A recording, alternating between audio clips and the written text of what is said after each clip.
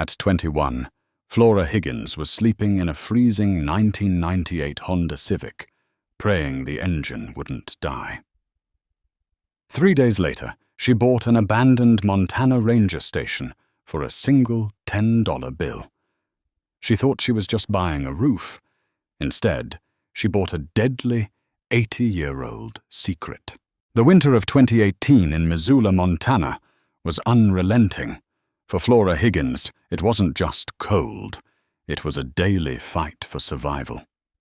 At 21, when most of her peers were stressing over college midterms or weekend plans, Flora was mapping out which 24-hour big box store parking lots had the most lenient security guards. After a devastating string of medical bills from her late mother's battle with cancer, Flora's waitressing wages simply couldn't keep the lights on. The eviction notice had been taped to her apartment door on a Tuesday. By Friday, everything she owned was crammed into the back seat of her sputtering Honda Civic. She was exhausted, hungry, and running out of time. The Civic's heater had given out 2 days prior, and with nighttime temperatures plummeting to single digits, Flora knew she couldn't survive another week in the car. She needed a miracle. What she got instead was a crumpled local newspaper left behind on a diner counter. Flora had been nursing a single cup of black coffee for 3 hours at a greasy spoon off Interstate 90 when her eyes fell upon the legal notices section. Ravalli County Delinquent Tax Land Auction. Most of the properties were vast tracts of ranch land, starting in the hundreds of thousands, or foreclosed homes with starting bids of 50 grand. But right at the bottom, practically hidden in the fine print, was an anomaly. Property ID 409-B, former U.S. Forest Service outpost, decommissioned 1974. Structure condemned. 0.5 acres. Minimum bid. Outstanding processing fee. $10. $10. It was a joke. It had to be a typo. But Flora had exactly $14 in her checking account, and nothing left to lose. The next morning, she walked into the Ravalli County Courthouse.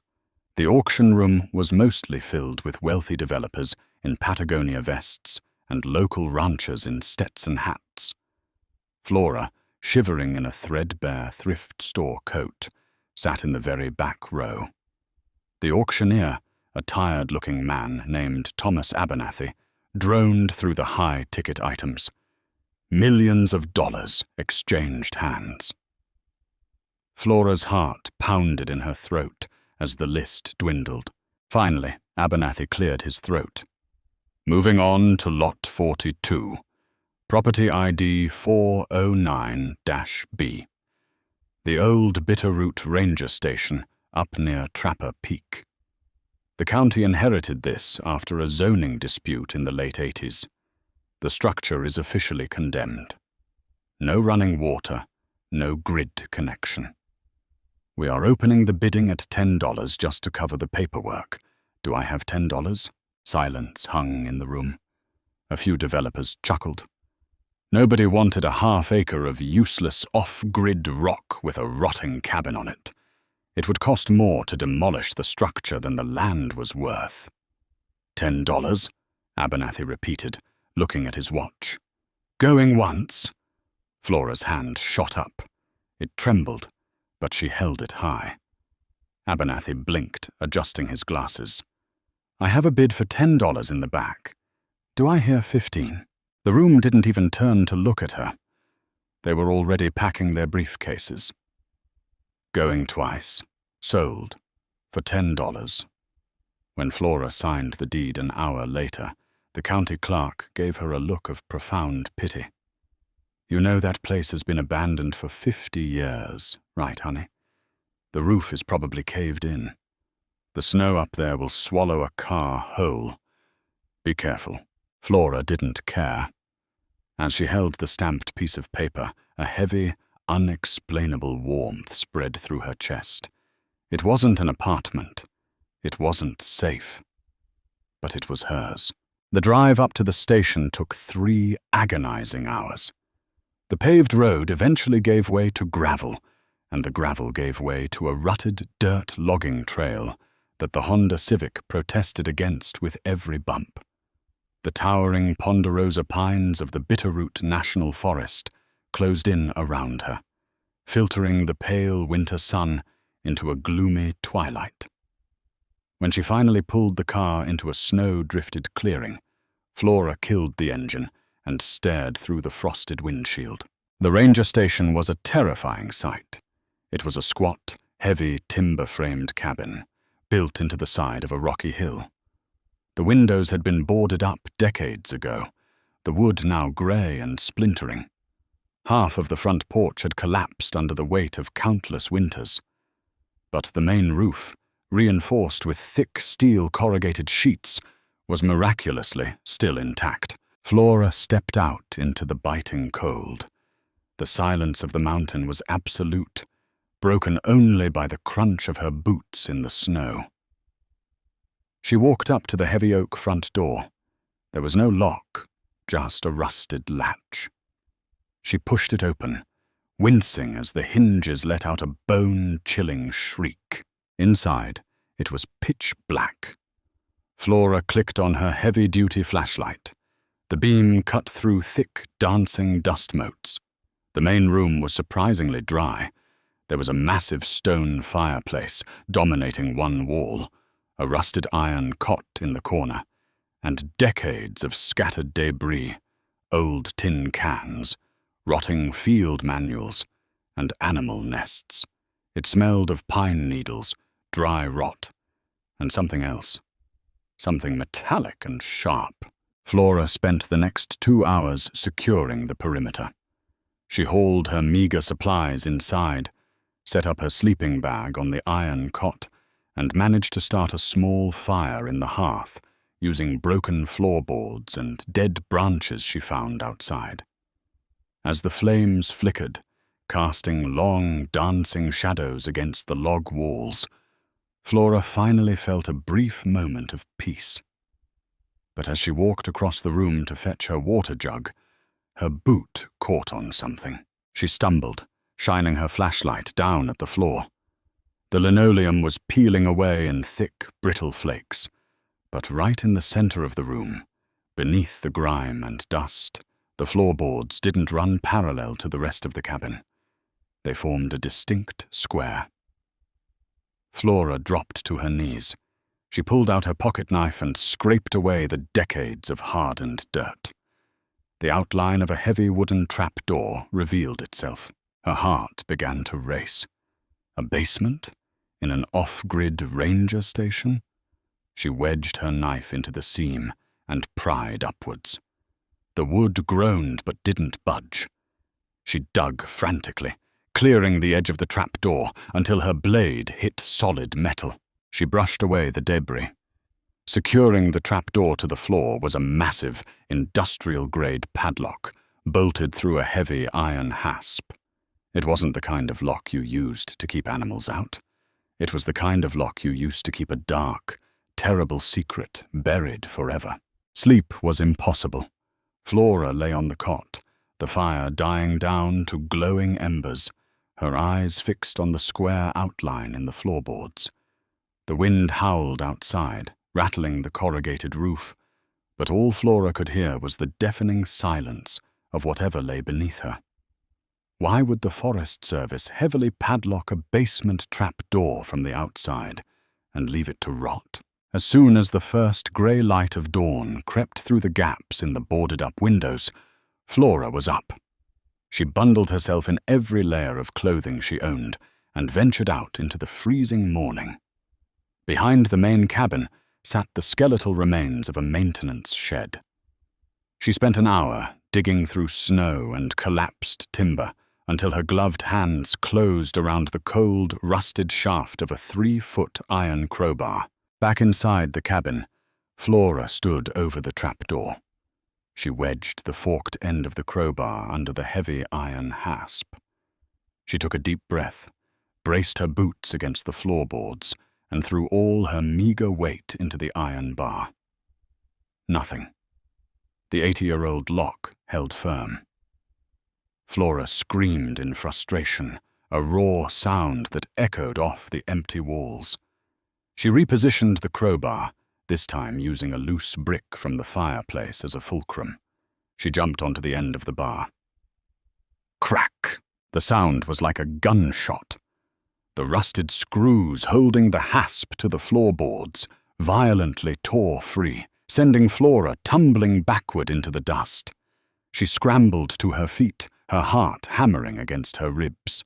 The padlock, still attached to the broken hasp, lay uselessly to the side.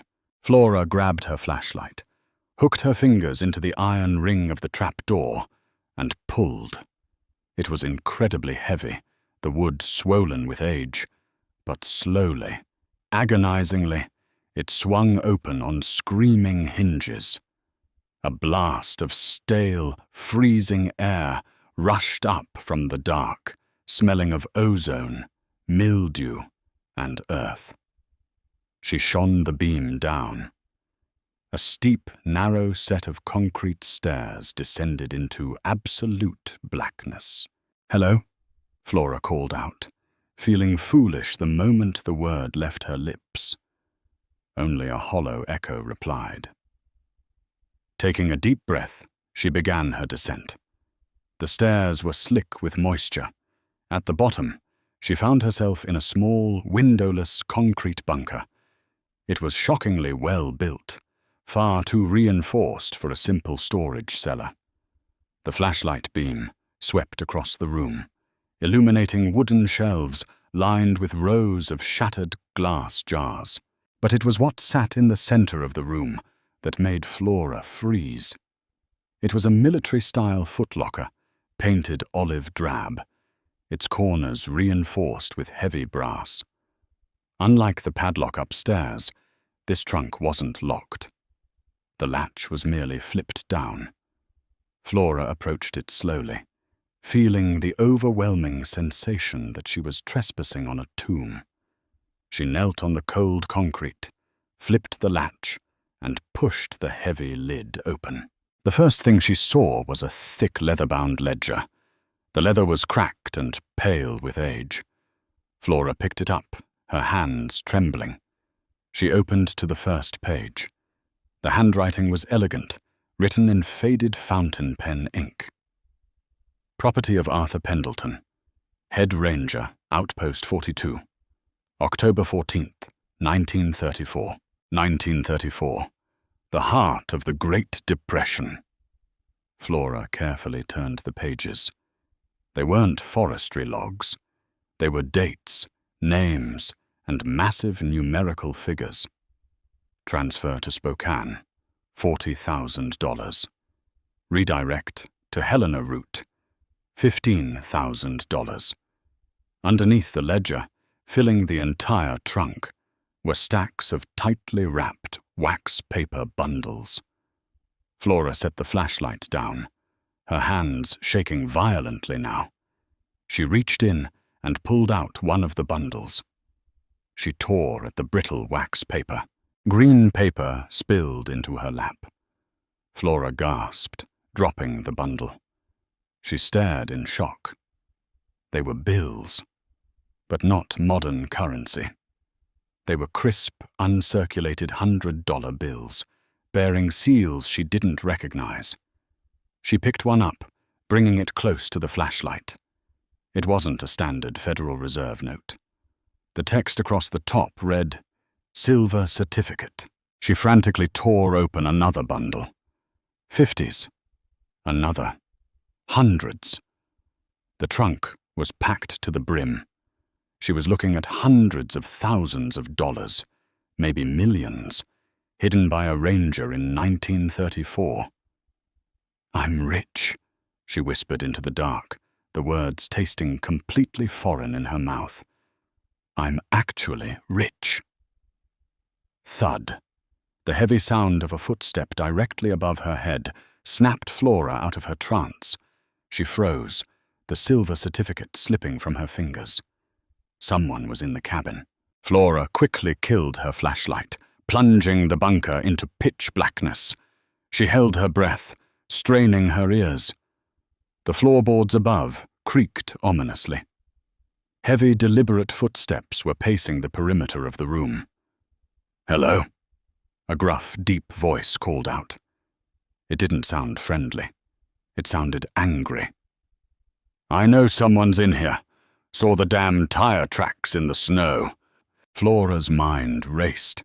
She was miles from civilization, no cell service, trapped in a basement with a fortune in stolen Depression-era money.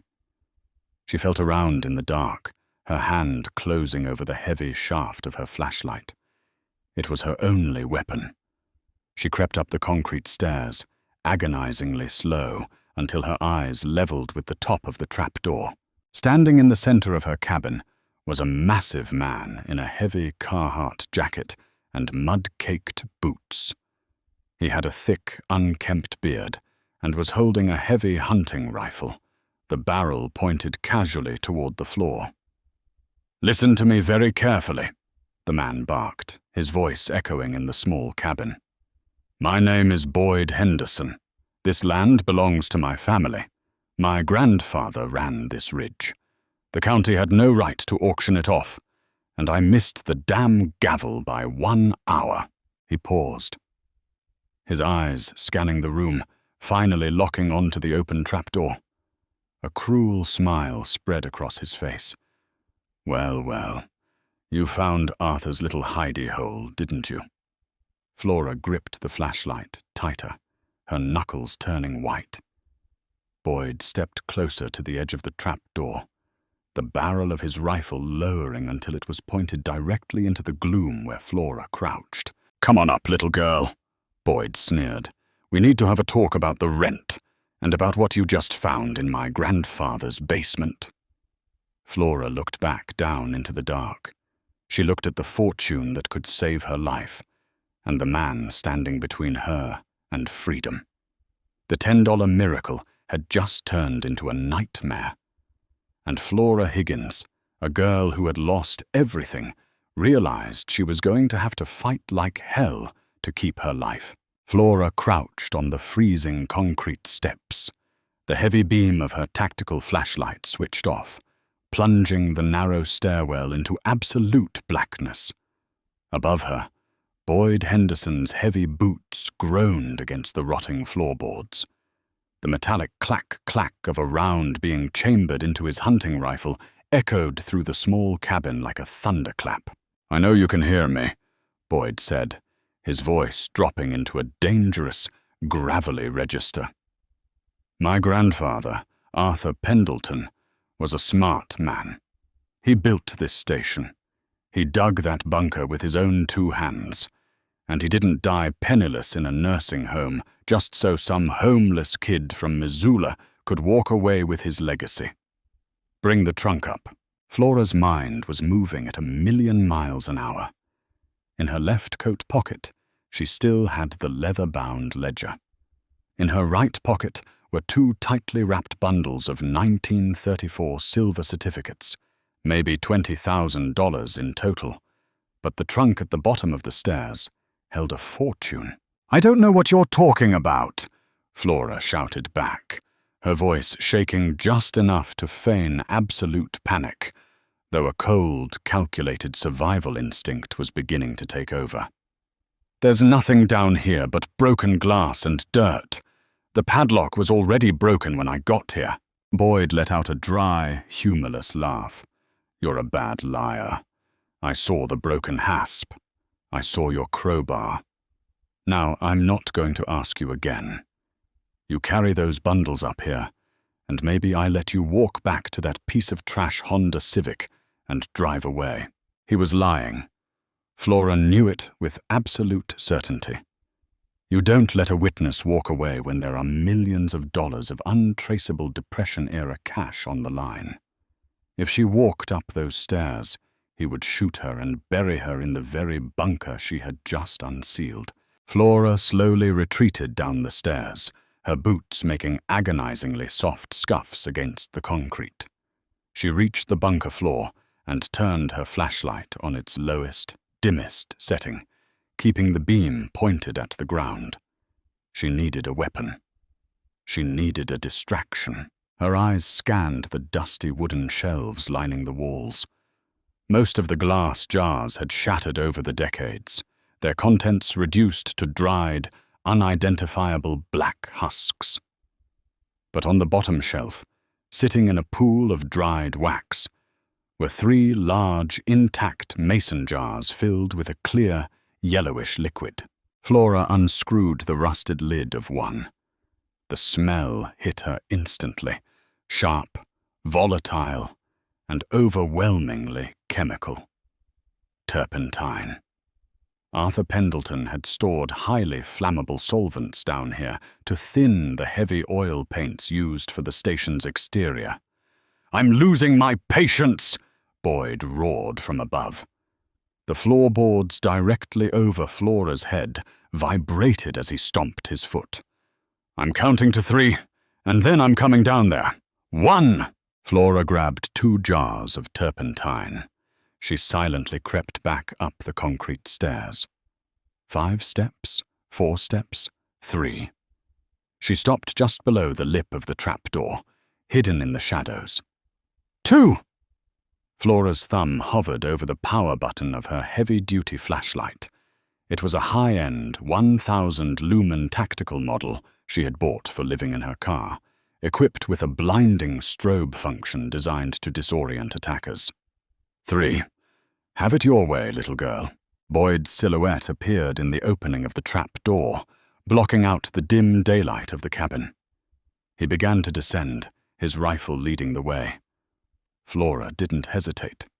She slammed her thumb onto the flashlight's button, aiming the lens directly into Boyd's face. A searing, rapid-fire burst of pure white light exploded in the stairwell. Boyd screamed, dropping his heavy jacket sleeve over his eyes as the strobe blinded him instantly. His finger jerked against the trigger. Bang! The rifle discharged, the gunshot deafening in the confined space. The bullet shattered the concrete wall inches from Flora's head, sending razor-sharp shrapnel slicing across her cheek. Ignoring the stinging pain, Flora hurled the first mason jar of turpentine directly at his chest. The heavy glass shattered against his jacket, dousing him in the foul-smelling chemical. Before he could recover, she threw the second jar at his boots. It smashed against the stairs, slicking the wet concrete with volatile oil. "You little—" Boyd roared, swinging the rifle blindly. Flora didn't back down. She lunged forward. She drove her shoulder directly into his knees. Boyd, blinded by the strobe and slipping on the turpentine-slicked stairs, lost his balance entirely. With a heavy, panicked shout, he tumbled backward. His massive frame crashed violently down the concrete steps, his head striking the floor of the bunker with a sickening thud. The rifle clattered into the darkness. Flora didn't wait to see if he was conscious. She scrambled up the remaining steps and threw herself into the main cabin. She grabbed the heavy wooden trapdoor and slammed it shut with a deafening crash. The hasp was broken. She couldn't padlock it. Panic rising in her throat, Flora looked wildly around the room. The rusted iron cot in the corner.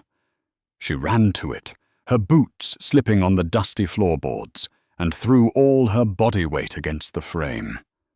Metal shrieked against wood as she dragged the heavy bed across the room, wedging it directly over the trap door. Beneath her, a muffled groan drifted up through the floor. Boyd was waking up.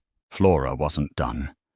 She ran to the massive stone fireplace and began hauling loose river stones, stacking them onto the iron cot to add agonizing weight. She piled rotting logs, her own supply crates, and anything else she could find. Thump! The trapdoor shuddered as Boyd slammed his shoulder against it from below. The iron cot groaned, but the sheer weight held the door in place. Thump! Let me out of here, Boyd screamed, his voice muffled but terrifyingly violent. I'll kill you. I swear to God, I'll kill you. Flora grabbed her car keys from the table. Her cheek was bleeding freely, her hands were shaking violently, and her lungs burned from the dust and adrenaline. She bolted out the front door of the cabin and into the freezing mountain air. The bitter winter wind hit Flora like a physical blow as she sprinted through the knee-deep snow toward her Honda Civic. The sky had darkened into a bruised purple, and heavy snowflakes were beginning to fall. A blizzard was rolling in. She threw herself into the driver's seat, slamming the door shut and locking it.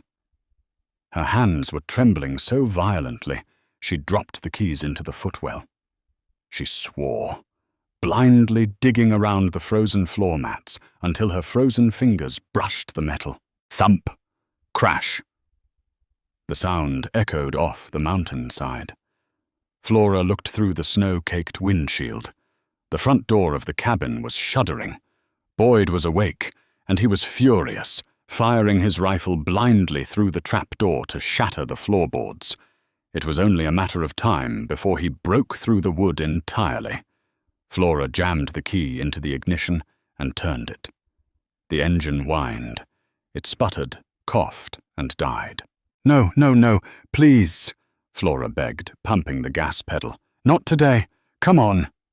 She twisted the key again. The starter motor ground agonizingly, fighting against the frigid oil and the deadening cold. Inside the cabin, a sharp, splintering sound rang out. He was breaking through. Flora slammed her fist against the steering wheel and held the ignition over. With a violent shudder and a cloud of black exhaust, the Civic's engine roared to life. She slammed the car into reverse, tires spinning wildly on the ice before finally catching traction on a patch of gravel. The car shot backward, narrowly missing a towering ponderosa pine. She threw it into drive and floored it. The descent down the mountain was a nightmare of sliding tires, sheer drop-offs, and blinding snow. Flora drove with a reckless desperation, her knuckles white on the steering wheel, her eyes darting to the rear-view mirror every few seconds, half expecting to see Boyd's headlights cutting through the storm behind her. But the mountain road remained empty. She had trapped him long enough. It took 2 terrifying hours to reach the Missoula city limits. Flora didn't go back to her usual parking lot. She didn't go to a diner. She followed the signs straight to the imposing glass and steel building of the local FBI field office. When she burst through the double doors of the lobby, coated in dirt, smelling of turpentine, with dried blood crusted on her cheek, the front desk agent immediately stood up and unholstered his sidearm. I need to speak to someone in charge, Flora gasped, leaning heavily against the security desk. I just bought a property, and I found something. Someone tried to kill me for it. Special Agent Gregory Miller was a seasoned investigator who had spent 2 decades dealing with sovereign citizens, rural drug rings, and local disputes.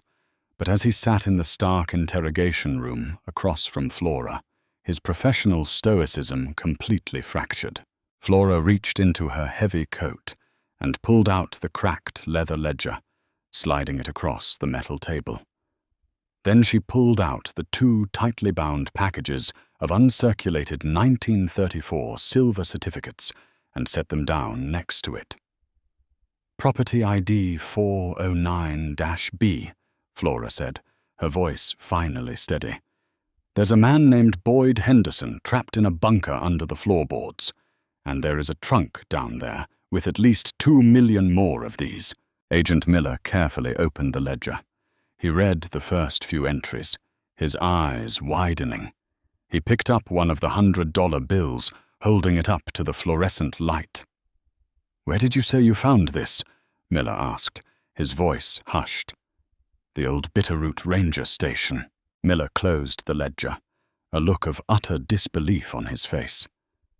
In 1934, an armored train car carrying Federal Reserve transfers from Chicago to Seattle was robbed at gunpoint by a crew associated with the Chicago outfit.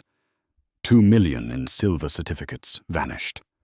The FBI suspected a local Forest Service ranger had aided in hiding the stash, but they never found the money. The ranger disappeared. Flora stared at him. Arthur Pendleton. He was the bag man, Miller whispered. He hid the money and let the mob tear itself apart looking for it. And his grandson must have spent his whole life trying to find the property. Within an hour, a heavily armed tactical team of FBI agents and state troopers was mobilizing up the mountain.